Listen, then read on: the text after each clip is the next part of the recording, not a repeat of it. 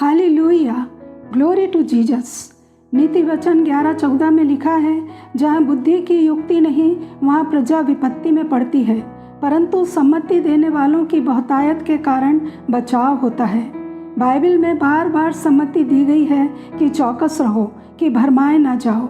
यीशु के आने के संकेत में कलीसिया में पहला चिन्ह है कि कलीसिया, विश्वासी और मसीही लोग भरमाए जाएंगे। जब चेलों ने यीशु से पूछा, तेरे आने का क्या चिन्ह होगा, तब भरमाए जाने के लिए यीशु मसीह ने 2 संकेत दिए। मत्ती 24:4-5 में यीशु ने उनको उत्तर दिया, सावधान रहो, कोई तुम्हें ना भरमाने पाए, क्योंकि बहुत से ऐसे होंगे जो मेरे नाम से आकर कहेंगे मैं मसीह हूँ, और बहुतों को भरमाएंगे। दूसरा वचन 11:24-25 में उन्होंने कहा, बहुत से झूठे भविष्यवक्ता उठ खड़े होंगे और बहुतों को भरमाएंगे, क्योंकि झूठे मसीह और झूठे भविष्यवक्ता उठ खड़े होंगे और बड़े चिन्ह और अद्भुत काम दिखाएंगे कि यदि हो सके तो चुने हुओं को भी भरमा दें। देखो, मैंने पहले से तुमसे ये सब कुछ कह दिया है, जिससे तुम्हारा ध्यान सच्चे मसीहा से भटक ना जाए। जब से कलीसिया बनी तब से मसीह विरोधी सिस्टम काम कर रहा है। दूसरा यूहन्ना की पत्री उसके 7वें वचन में लिखा है, क्योंकि बहुत से ऐसे भरमाने वाले जगत में निकल आए हैं जो ये नहीं मानते कि यीशु मसीह शरीर में होकर आया। भरमाने वाला और मसीह विरोधी यही है। पहला अटैक परमेश्वर की परमेश्वरत्वता पर चोट है कि यीशु मसीह शरीर में नहीं आया। अविश्वास बनाने के लिए मसीह विरोधी काम करता है। मसीहा का मतलब है अभिषिक्त, जिसके द्वारा परमेश्वर का वचन भेजा गया। परमेश्वर का हृदय, परमेश्वर की सोच, परमेश्वर के काम को लेकर आने वाला यीशु मसीह है कि वो लोगों को बताए कि परमेश्वर मनुष्य में कौन सी बात की आशा करते हैं, लोगों के जीवन में वो क्या करना चाहते हैं। ये यीशु मसीह के द्वारा संसार में प्रकट किया गया। मसीह विरोधी की ताकत यीशु के विरुद्ध नहीं, वरन मसीह के विरुद्ध है। मसीह वो है जिसने क्रूस पर अपना प्राण मृत्यु के लिए उंडेल दिया और मर कर जी उठा। मसीह यीशु के अंदर है, ये विश्वास करने से वो रोकता है। यशाया 9:6-7 में मसीह का परिचय है, क्योंकि हमारे लिए एक बालक उत्पन्न हुआ, हमें एक पुत्र दिया गया है और प्रभुता उसके कांधे पर होगी, और उसका नाम अद्भुत युक्ति करने वाला, पराक्रमी परमेश्वर, अनंत काल का पिता और शांति का राजकुमार रखा जाएगा। उसकी प्रभुता सर्वदा बढ़ती रहेगी और उसकी शांति का अंत न होगा। यूहन्ना 8:36 में लिखा है, इसलिए यदि पुत्र तुम्हें स्वतंत्र करेगा तो तुम सचमुच स्वतंत्र हो जाओगे। तो स्वतंत्रता पुत्र के अंदर है। अपने ऊपर मसीहा के अभिषेक को यीशु डिक्लेयर करते हैं, जैसा वर्स 23 में लिखा है, उसने उनसे कहा, तुम नीचे के हो, मैं ऊपर का हूँ, तुम संसार के हो, मैं संसार का नहीं। मत्ती 17 में जब यीशु का रूपांतरण हुआ, बादल में से ये शब्द निकला, यह मेरा प्रिय पुत्र है जिससे मैं प्रसन्न हूँ, इसकी सुनो। 30 साल की उम्र तक यीशु थे। पवित्र आत्मा के उतरने के बाद मसीहा शब्द उन पर लागू हो गया। मानव देह में वो आदम थे जिस पर पवित्र आत्मा का अभिषेक हुआ। इफिसियों 1:3-4 के अनुसार मसीही परमेश्वर का वरदान है जो यीशु में डाला गया, जो अपने आप में निर्दोष पिता के स्वभाव, आचरण और योजना को प्रकट करने आया। पहला यूहन्ना 2:18 में लिखा है, ये अंतिम समय है, और जैसा तुमने सुना है कि मसीह का विरोधी आने वाला है, उसके अनुसार अब भी बहुत से मसीह विरोधी उठ खड़े हुए हैं।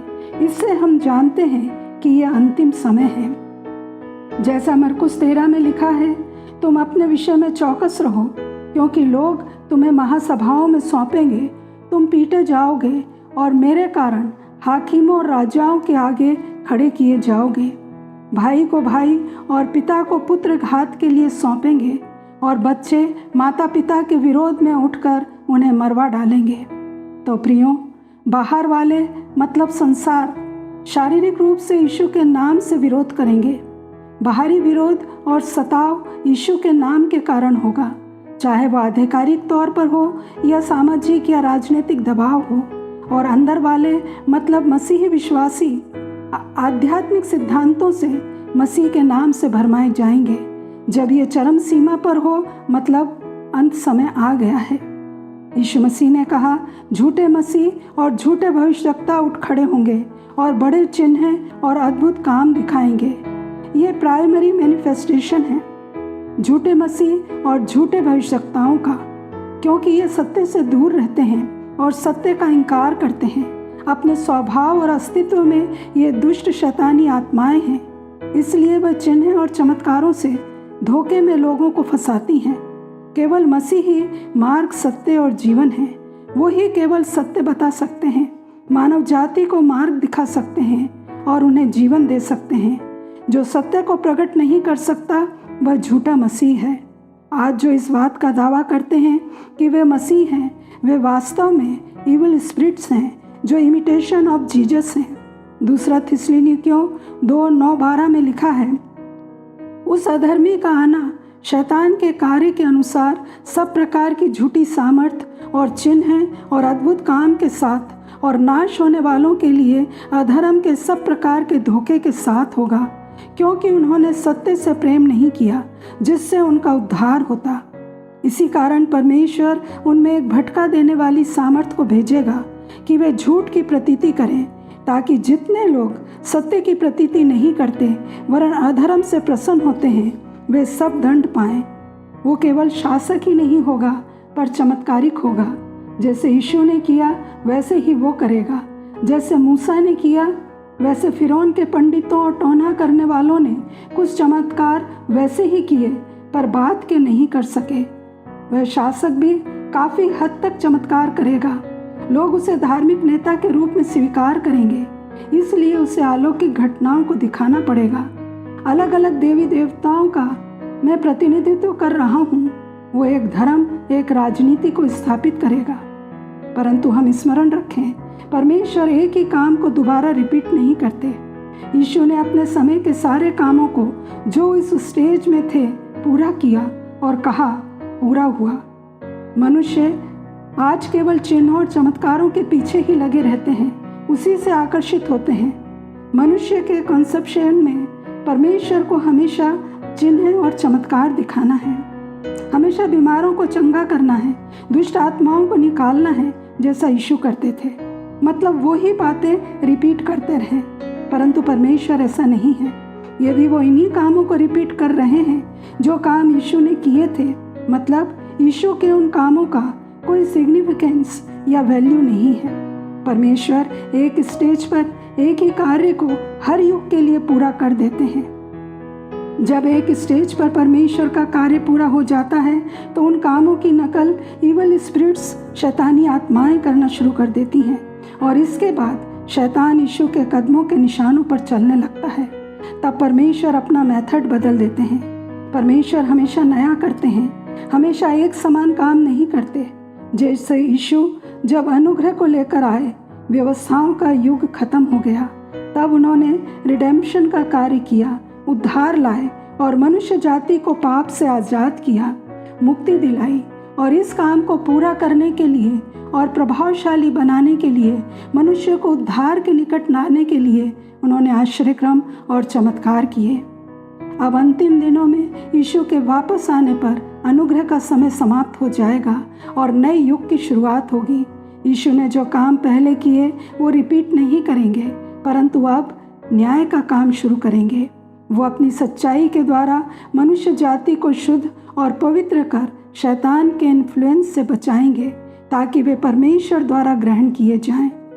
झूठे मसीह और झूठे भविष्यवक्ता कैपेबल नहीं हैं कि एक नए युग की शुरुआत करें। वे केवल यीशु के द्वारा किए गए कार्यों की नकल करके साधारण चिन्ह और चमत्कारों को दिखाकर लोगों को धोखे में रखेंगे और उन्हें भ्रमित करेंगे। और वे जिन्हें आत्माओं की परख नहीं होगी वो धोखा खाएंगे। पहला यूहन्ना 4:1 में जैसा लिखा है, हे प्रियो, हर एक आत्मा की प्रतीति ना करो, वरन आत्माओं को परखो कि वे परमेश्वर की ओर से हैं कि नहीं, क्योंकि बहुत से झूठे मसीह, झूठे भविष्यवक्ता जगत में निकल खड़े हुए हैं। जो आत्मा यीशु को नहीं मानती वह परमेश्वर की ओर से नहीं, और वही तो मसीह के विरोधी की आत्मा है। मत्ती 7:15-16 में यीशु कहते हैं, झूठे भविष्यवक्ताओं से सावधान रहो, जो भेड़ों के भेष में तुम्हारे पास आते हैं, परंतु वह भेड़ की खाल में भेड़ियों के समान है, पर उनके फलों से तुम उन्हें पहचान लोगे। तो प्रियो, इन वचनों के अनुसार अपने को तैयार रखें, जैसा व्यवस्था विवरण 13 में लिखा है। यदि तेरे बीच कोई भविष्यवक्ता या स्वप्न देखने वाला प्रकट होकर तुझे कोई चिन्ह और चमत्कार दिखाए और कहे, आओ हम अपने परमेश्वर से फिरकर दूसरे के अनुयायी हो जाएं, तो कभी कान न धरना, क्योंकि यहोवा परीक्षा लेगा, जिससे ये जान ले कि मुझसे अपने सारे मन और प्राण के साथ तुम प्रेम रखते हो या नहीं। प्रभु के इन वचनों के द्वारा हम तैयार रहें, और प्रभु इन वचनों के द्वारा हम सबों को आशीष दें। यीशु मसीह के नाम में आमीन।